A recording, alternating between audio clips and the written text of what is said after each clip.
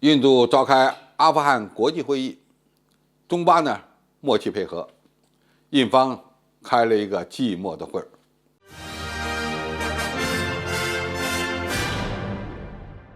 观众朋友、网友朋友，大家好，我是付天少。莫迪政府一直想当全球性的大国，那么印度呢又是阿富汗问题的重要关切国。尽管它隔着一个巴基斯坦，但是无论从哪个角度讲，印度和阿富汗的问题确实密切相关。为此呢，印度最近精心准备了一场重要的会议，那就是目前正在召开的重要的阿富汗国际会议。印方呢原本邀请了8个主要地区国家的领导人和国安的负责人一起对话，最终呢却发现缺少了2个以阿富汗接壤的重要国家。这2个重要国家呢就是中国和巴基斯坦。印度张扬了半天，结果开了一个寂寞的会。巴基斯坦给印度的答复是，印度是阿富汗安全问题的破坏者，并非和平缔造者，因此根本就没有资格组织什么国际安全研讨会。那么中国的答复呢则比较委婉，声称我们的相关人员的行程安排与会议日程有冲突。这从一个侧面证明，中国在阿富汗问题上与巴基斯坦有着相当的默契，只不过答复的方式给印度呢留了几分颜面。印度和巴基斯坦在阿富汗问题上还存在着直接的利益冲突。巴基斯坦是塔利班的支持方，而印度呢原来把赌注呢全部压在了美国支持的原阿富汗政府身上，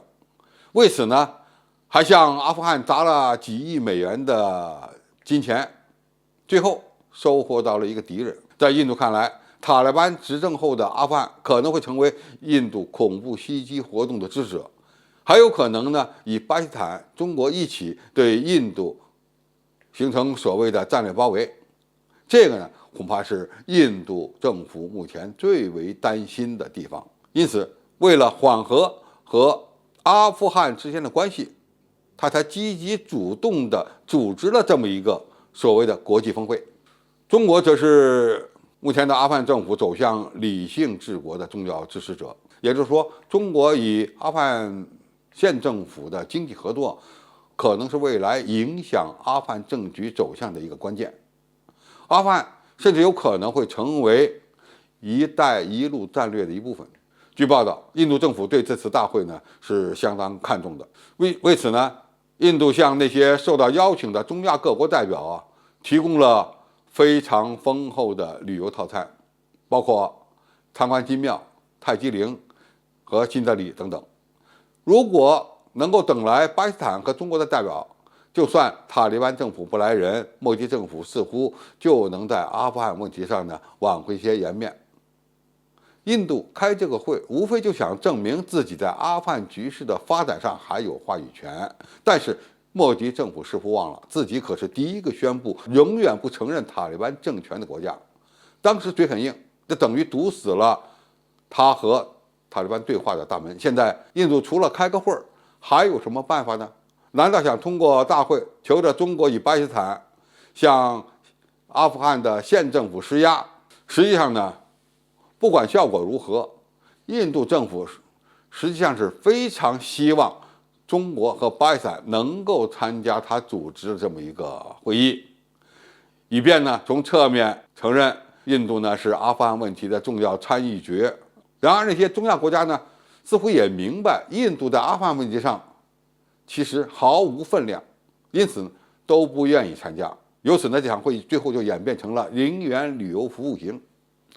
欧亚时报甚至认为，俄罗斯、伊朗和中亚5国虽然响应了印度的邀请，也不过就是在安抚印度。其实目前呢，有一个重要的风向标值得人们关注，那就是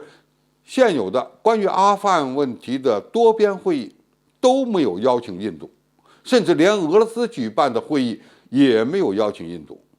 印度人估计会很伤自尊。我们有必要提醒一下印度政府，在阿富汗问题上，过去当美国的跟班，这才是莫迪政府失败的关键。组织一场没有阿富汗政府，又没有中国和巴基斯坦这两个阿富汗重要邻国参加的会议，